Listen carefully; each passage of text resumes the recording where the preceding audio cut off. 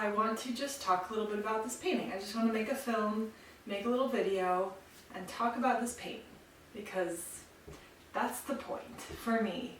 A lot's happening in the world, a lot's happening where I live here, but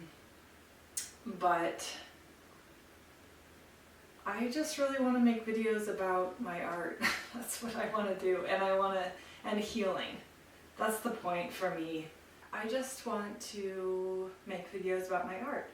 The point for me is these are the purposes. Showcase my art and my process, especially. That was why I wanted to do the videos, to share my process, like behind the scenes process of making my paintings. I feel like that's a big part of what I want to do.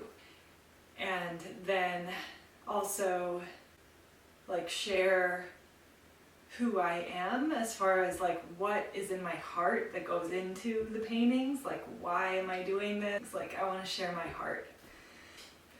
So I made this painting in 2019 when I moved to New Mexico, and this is a painting of a man named Matthew, who is pretty much a stranger to me. I mean, I guess an acquaintance.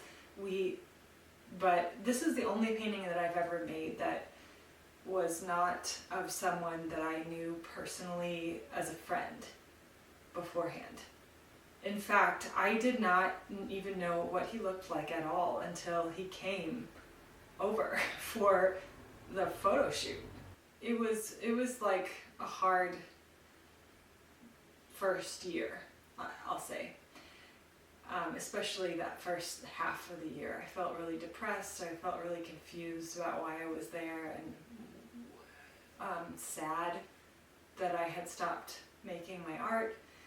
And so I had like a moment where I feel like the universe kind of like helped me to get clear, and I made lots of changes in my life, and one of those was to get a studio and start painting again. So I was thinking, okay, now who will I paint? I just want to get painting again. Who will I paint? And so I had this idea because I was really struggling a lot with a big theme in my life, I guess I would say, during that time was like desperation around my romantic life and romantic relationships. I was 37, I think, when I got there. I think so. When I started that program in 2019, I was 37, and I wanted to have kids, and none of my relationships were working at all. Not even a little bit. It was just total failure. Really, really frustrating, and I just felt like I was at my wit's end, and I was trying everything that I could.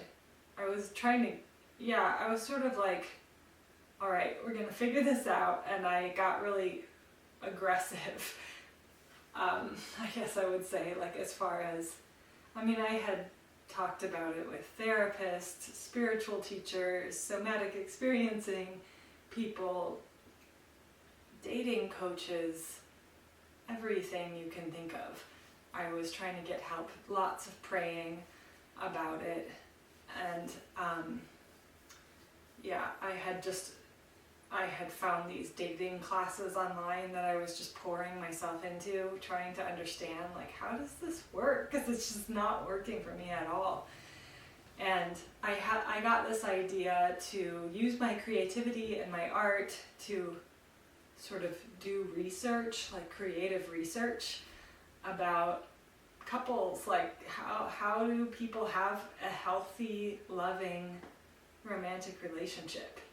And that was my idea for this like series. I thought I would do a series of paintings of not couples per se, but where I talked with people about love and their experience with love. And ideally, what I was doing was trying to learn, trying to find answers to my own questions. how does this work? What does a healthy relationship look like? Like, what are people's experiences when they're in a healthy relationship? How did they do that? What do they have to say about it? What can I learn from them? What wisdom do they have to share? Yeah, those were my questions, and I thought I will just use my portrait paintings and my art and my creativity to do this sort of like creative artistic research. So I did a few different things. I asked some specific people in my life who I thought, to me it looked like they had healthy relationships. And I did do 2 other interviews besides Matthew. And those 2 other interviews were with couples who I knew personally and was friends with. And I learned a lot from those as well, but I didn't end up painting them. I did the photo shoot, but I didn't end up, Matthew's the only person I ended up painting. And Matthew was a little bit different. I just decided on a whim kind of to put it out on Craigslist. I mean, why not? Like, I just put it on Craigslist on like the community section, a little email, what do you have to say about love? And I explained my project and asked people to reach out if they wanted to share wisdom about love. It's basically just, I didn't know like if anyone would respond or what I would get from that. I also put it in a local paper. You can pay for a little ad, and I didn't get anything back from that. But I did get a few responses from Craigslist. Matthew responded to that, and his response stood out to me because I could feel the energy, and it was very soft and heartfelt and sincere. And he had been married, and his wife died a year before we did this photo shoot. His wife died from cervical cancer, and they had known each other since they were kids. She was the only woman that he ever loved, so he just wrote this like really simple, sweet email, just a few sentences sharing his love for his late wife, and it really touched me. It stood out to me. So I wrote him back, and we talked on the phone, and then he came over to my casita, and I interviewed him, and he just shared about his wife and their love, and talked about love, and I recorded it. I asked him some questions, and it was really beautiful. Yeah, I felt like I learned a lot from what he had to say, and it was very genuine, very heartfelt, and it was exactly what I wanted, just kind of someone sharing from their heart, from a really honest, vulnerable place. And he was really generous in allowing me to record that and photograph him and paint him. And so we did a photo shoot, and I painted this portrait of him. And I guess that's my way of, I think that art is really powerful, and creativity, making things, any form of creativity, I think has a lot of magic in it, and a lot of healing power in it. And it's like my way of incorporating into my being what he shared, and my own interaction or relationship with what I was doing, with what he shared, his experience. It's almost hard to put it into words, I guess, but it's like this beautiful, I don't know, maybe ceremony could be a word. I'm picturing in my mind's eye the vision that comes to mind, the imagery that comes to mind is this sort of cloud or mist like swirling energy that's coming from him sharing, and also moving in and through me, and then me painting this painting, and using my own creativity to sort of have that become part of who I am. So I hope that makes sense, but that's what shows up in my mind's eye when I think about making this painting, listening to what Matthew had to say, having that touch my own heart, and then incorporating it into my life in a creative way through a creative process. So yeah, I mean, that's basically the story of this painting, I guess, in a nutshell. I was gonna paint some of the things that he said in the interview around the edges there, and I started drawing it out just because I thought it was really beautiful and I wanted to incorporate that into the painting. And I mean, I did talk with him about that, and he did agree. He did agree to let me do that, but he did seem like it was vulnerable for him to allow me to do that, and I think there was some hesitancy there for him. So not knowing him well and not having a friendship with him really, or an ongoing relationship with him, I just feel uncertain about how to proceed with this painting now that it's done, and I don't want to be disrespectful to him. Yeah, so I don't know. I guess that's all to say that when I've painted like self-portrait paintings or paintings of close friends, it's a lot easier to like know how to proceed. And obviously if it's a self-portrait, I can make those decisions about, I feel comfortable making prints and selling those paintings, and I don't have to get permission from anyone other than myself. So I don't really have a conclusive statement around that. It's just sort of like unanswered questions. I wanted to also talk a little bit about just the materials in this painting. So the painting is black walnut ink. The portrait painting is black walnut ink, just like pretty much all my paintings lately. Yeah, most of my paintings are made with black walnut ink. But then the background is all natural dyes as well. So this was dyed with goldenrod in Appalachia here. Before I went out to New Mexico, I dyed this fabric with goldenrod, and so I just had it when I was out there in New Mexico. I also had the black walnut ink that I brought with me. And then I dyed some of these pieces of fabric with like sagebrush out in Taos. There's a lot of sagebrush, and I dyed fabric with it and turned yellow. And then chamisa, which is also called rabbit brush, but when I was in New Mexico, everyone calls it chamisa. Big yellow bushy flowers. I dyed some of this fabric with chamisa, and it turns this beautiful bright yellow.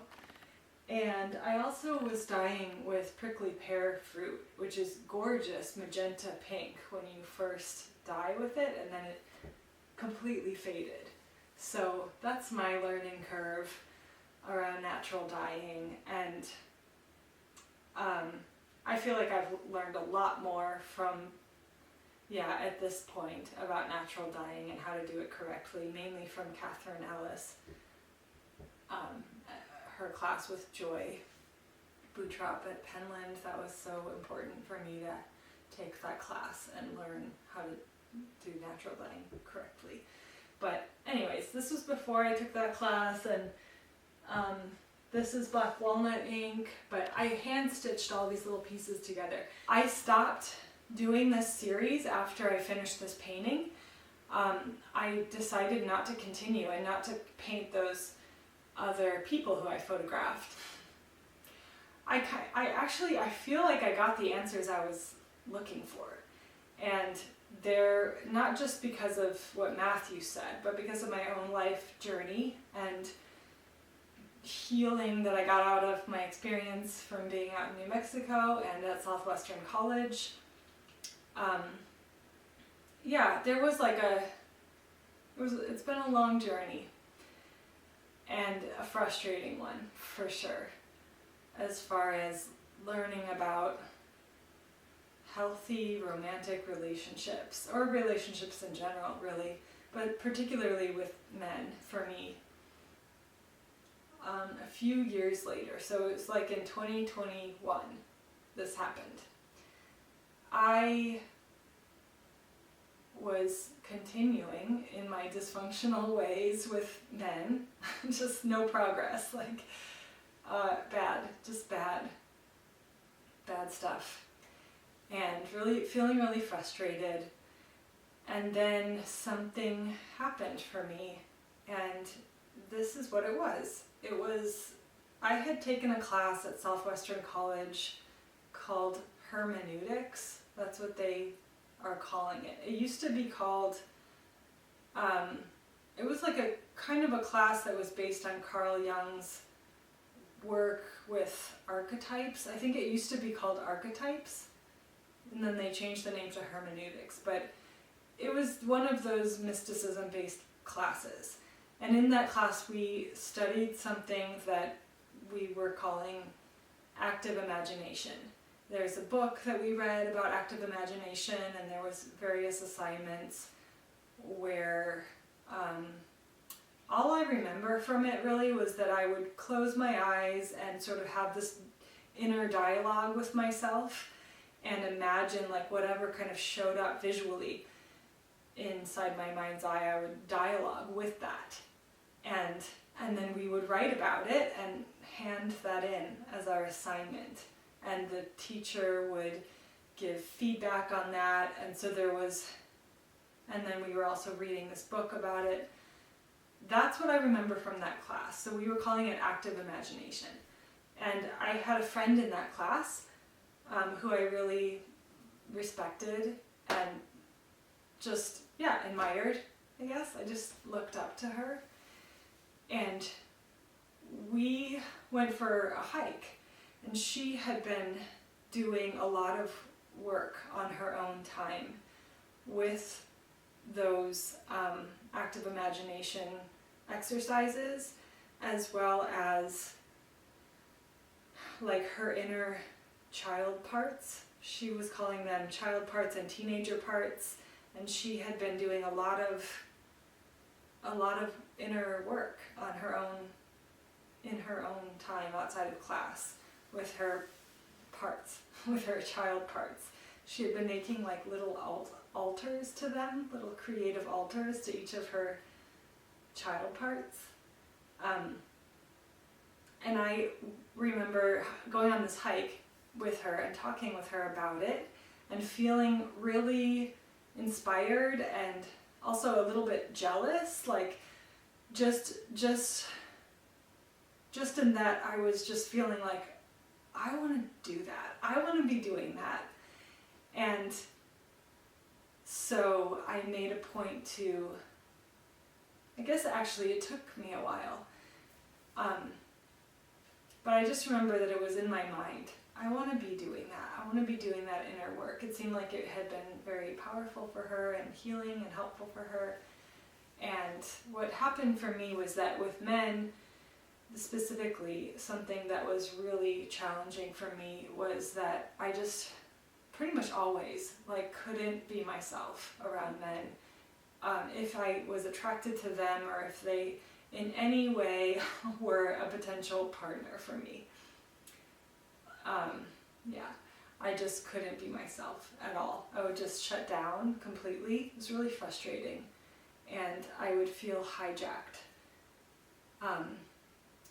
It's hard to put that into words. I feel like it's very similar to DID, if people are familiar with dissociative identity disorder. I mean, I never lost consciousness or was completely taken over, but I think it is similar to that. I think it is. I felt like I was being taken over by a traumatized part of myself, and I couldn't help it, basically. And it was really infuriating, I guess, just because I wanted so badly to just be able to relax and be myself, and I couldn't. And so one day that happened just because I was by myself in my casita and I was looking on Instagram and I saw something posted from a man who I had had a little bit of a relationship with, just barely, and it just triggered me. Like, it triggered that part of me that would hijack me, and it's crazy. It was crazy, just the feelings that would come over me of like worthlessness and yeah, just feeling like this small, just feeling not myself at all, just completely getting taken over by this, I guess you could say, yeah, traumatized inner child who was,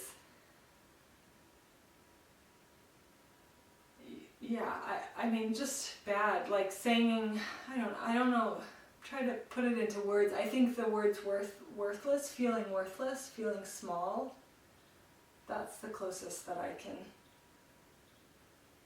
come to putting that into words. Just feeling hijacked by those feelings. And so I felt that for a moment, and then I decided to try doing active imagination with that part of myself.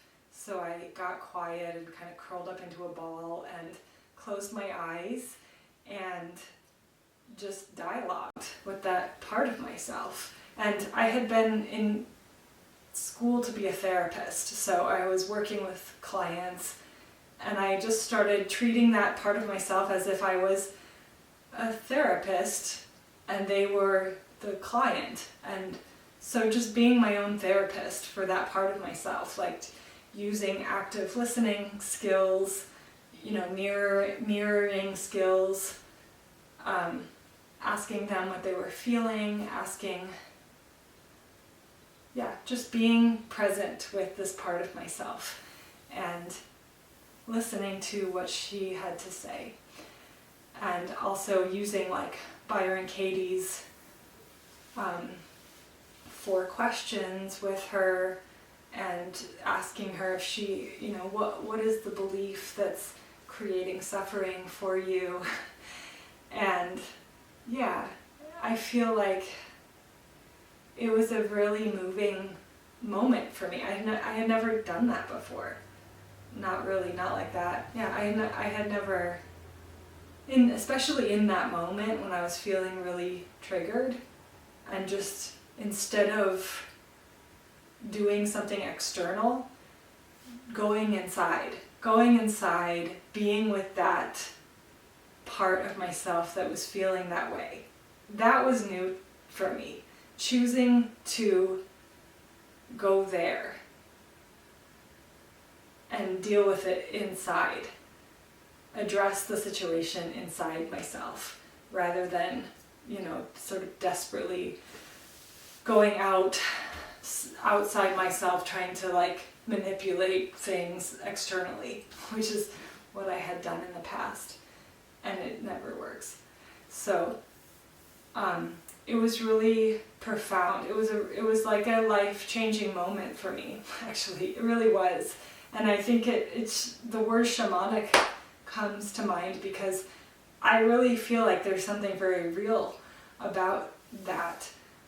I really do. I feel like there is a part, like a soul part of myself that was trying to get my attention, and I had been ignoring her for years. Like, I had stuffed her in the basement of myself and wasn't giving her the love and attention that she was craving and needing. It was like that. And I feel like she finally got my attention and was able to feel heard and loved and accepted. And it was like a before and after moment for me. When I opened my eyes, I felt so much better. Like I had come back home to myself, and just realized, like, oh my God, why was I feeling so worthless? This situation, like, what had actually happened to trigger that? Just seeing this post on Instagram was I was able to see the ridiculousness of how that simple thing would cause, these feelings of worthlessness. Like the lies that were going on in my head were just so obviously untrue when I opened my eyes. And it's such a beautiful moment. And so obviously I continued to do that afterwards, and I still do. But it was transformational for me to do that. And a lot of things have happened since then, as far as just me coming to terms with what was going on for me with men and finding peace in my own life as it is. So I think that that's all to say that I do think that this project, in a way, I think what I was doing here with this painting and this research project was a form of prayer, because it was my way of reaching out to the universe and saying, I need help, and this is what I want to understand, and I'm going to engage with it in my own creative way. And eventually I got the answers I was looking for. I mean, I think that we're always evolving and learning, but I feel so much peace in that part of my life, that I didn't for such a long time. So that's my story about this painting. Thank you, Matthew, if you ever see this video. I'm not sure if I'll sell this painting or if I'll just keep it. Maybe I should give it to Matthew. I don't know if he wants it. But I'm grateful for everyone who participated in that research project that I did. I learned a lot. I learned a lot from what the other couples shared as well. It wasn't what I expected to learn. It kind of blew my mind, actually, and I have a lot to say about that topic that I think would be like a whole another hour long, at least. But I feel like a lot of things came into my life, like podcasts, books, literature, people, kind of started flooding into my life to sort of tell me the truth about the relationships that I had been idealizing, or just, it was like my mind was able to crack, open in a good way, and become much more open-minded to the reality and how things are just not black and white, and they're we're all going through our own beautiful, unique experience with relationships and love, and everyone's experience is different and is ongoing and evolving, and there's no wrong way to do this. There's no wrong way. There's no standard procedure, even though our culture really wants us to think that and drills that into our heads from day one, right? If you don't do it this way, you're a failure. I think that personally, I think one thing I learned was men and women have very different messaging that we're getting, like almost opposite messaging as far as what the culture is teaching us about relationships. So I can really just speak from my own experience growing up as a girl in this culture and just being inundated with romance stories and just these kind of idealistic love stories that really pull on our heartstrings and also give us the message as women, I think, or at least for me, but I think it's common,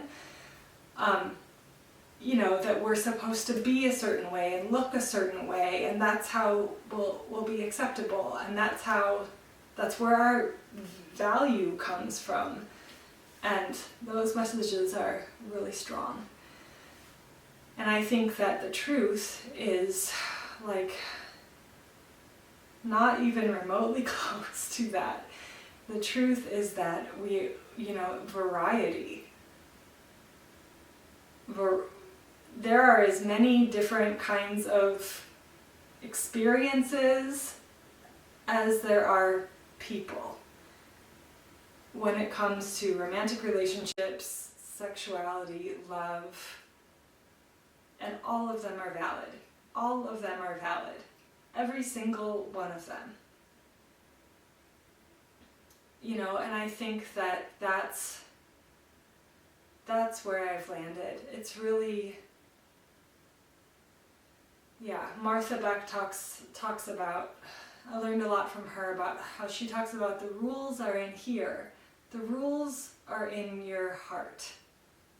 The rules are in here. So, she's just talking about how, as we navigate things throughout our lives, like romantic relationships and sexuality, this is where we want to look for that guidance. This is the authority, the inner authority. It's not any external, standardized relationship. That's, all of that is a lie from our culture. So I think I've said that enough now. I could just reiterate that a lot of times. Liz Gilbert has been really helpful. I love what she has to say. There's a podcast that's on Martha Beck's podcast, Bewildered. Martha Beck and one of her two partners, Ro, one of her two female partners, wives, one of her two wives, Ro, and her do this podcast together called Bewildered, and they interviewed Liz Gilbert on it one time, and that podcast, that episode was super powerful and helpful for me, as well as there's a book called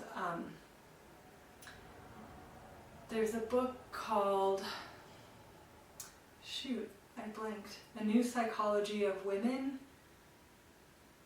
I can't remember. That was like the subtitle. What is it called? It was a really tiny little book, and it was so powerful for me. And it was about just how basically how women are socialized to defer to men and lose their connection with their inner autonomy in relationship, in romantic relationships, or like really any relationship with men. She's a therapist, and she shares client stories, and that's what she says, that women are socialized to lose their connection with their own inner autonomy in their romantic relationships. And I believe her, because that's what I see definitely in my mother and in her marriage, and that's also what I've experienced in my life and in my relationships. So that book was really powerful for me. And then I feel like the cherry on the top, or I've been listening to the podcast All My Relations with Matika Wilbur, and they interviewed a woman named Kim Tallbear, and she talked, it's called Decolonizing Sex, that episode is. And that, when I listened to that episode, oh my God, I just felt like my whole body was just like drinking in every drop of that episode. Like I had been so thirsty for what they were talking about my entire life. And she just talks about how before colonization, indigenous tribes had this very open way of thinking about sexuality and romantic relationships, and it was about variety.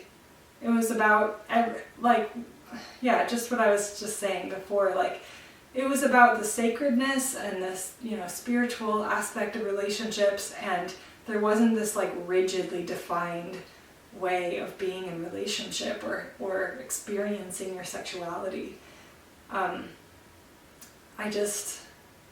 I just felt like such a beautiful sigh of relief when I listened to that episode. And there's another episode where someone else in that same podcast, when they're talking about what happened in Hawaii, with the Mauna Kea and the resistance. There's a woman in that that they're interviewing where she just mentions she mentions the same thing, basically.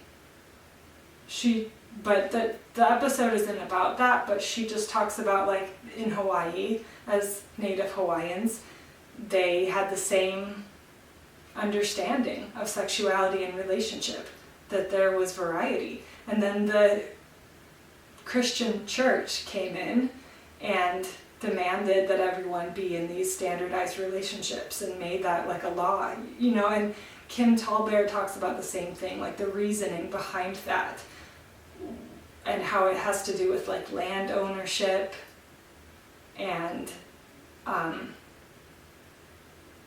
like men were the only ones who could own land, and just how like there needed to be these standardized relationships, and that was forced on the indigenous people, that standardized relationship. And now we grow up thinking that that's just the way things are, when actually it's like a very rigid, forced, standardized idea that isn't natural, actually. And now that just feels so obvious to me.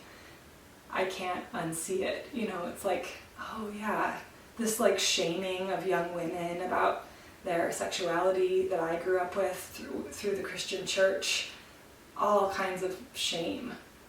That should never be there. That should not exist. I remember feeling so much shame about my sexual expression, my sexuality when I was a young woman. It's absurd. It shouldn't be happening. Okay. There's a lot to say, but that's kind of what this painting, those are the peripheral thoughts and experiences that this painting had, a part in, I guess. So that's all. I think that's all I'll say about it. Is there anything else I want to say? Let me just think about it. I love this painting. I loved making it. It felt so good to be painting again after having spent like almost a year.